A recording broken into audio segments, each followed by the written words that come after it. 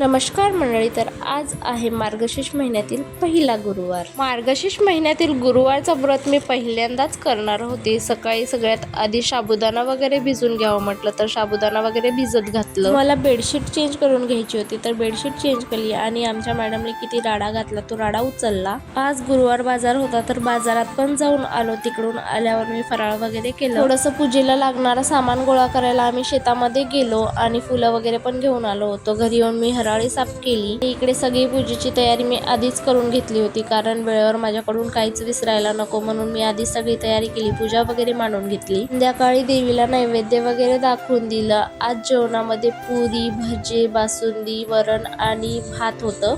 आज आमच्या गल्लीमध्ये सभा भरली होती. इकडे माझं सगळं जेवण पण रेडी झालं होतं. जेवण वगैरे केलं आणि या मॅडमचे कारनामे बघा. आजच मी बेडशीट चेंज केलेली आणि सगळा धिंगाणा करून टाकला. संध्याकाळचे भांडे वगैरे घासून सगळं आवरून घेतलं. चला बाय.